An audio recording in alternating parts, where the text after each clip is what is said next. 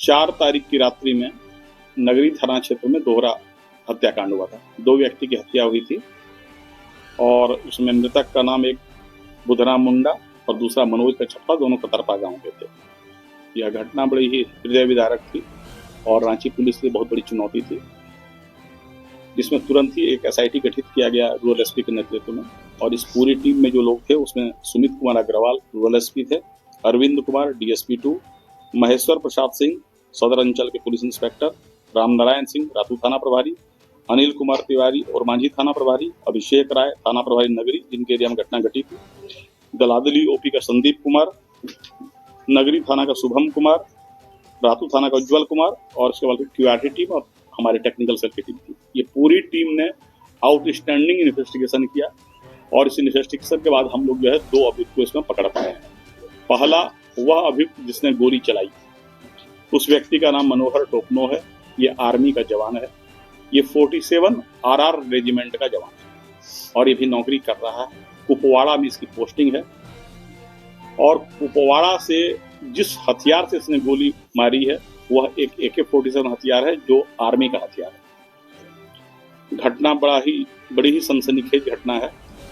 कारण जो ये बता रहा है और जो प्रथम दृष्टिया सही प्रतीत हो रही है, इसका कहना है कि 2015 के आसपास इसने एक एग्रीमेंट किया था जमीन का, उसी गांव कतरपा के शनिचरवा मुंडा से।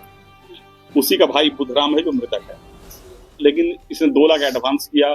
36 डिसमिल जमीन थी, 22,000 रुपये प्रति डिसमिल बात हुआ, 2 लाख इसने एडवांस भी दिया, लेकिन उसके बाद वह जमीन उस पर डिलीवरी नहीं होने लगी।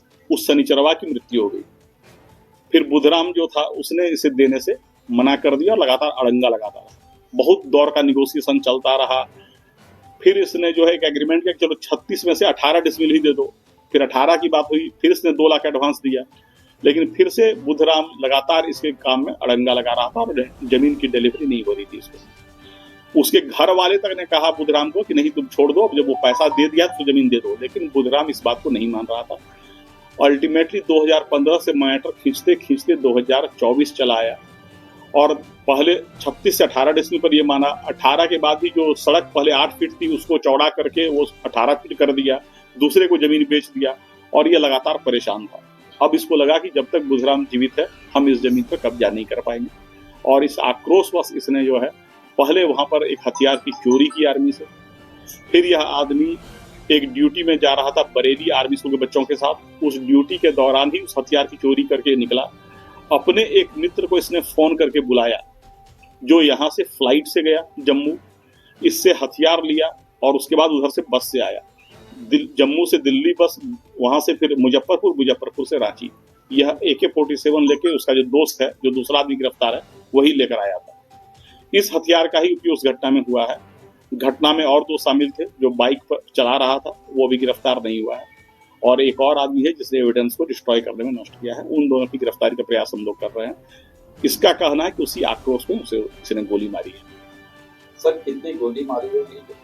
47 से ये एग्जैक्ट इसको भी अभी आइडिया नहीं है, लेकिन गोली अच्छी खासी चली है। ये जवान कहाँ का रहने वाला है मूल रूप से पिछली है, ऐसे यही का है सर, इटकी थाना क्षेत्र का। मैंने सर ये कहा जा सकता है कि इटकी का चिनारोपुरियो गांव है, वही का। जमीन को लेके ये एकदम पूरी तरह से फ्रस्ट्रेशन में आ गया। बिल्कुल, इसका कहना है कि हमसे जो है पैसा भी लिया गया और 9 साल से हम झूल रहे थे और लगातार बुधराम, और इसका इंटेंशन कल बुधराम को मारने का था।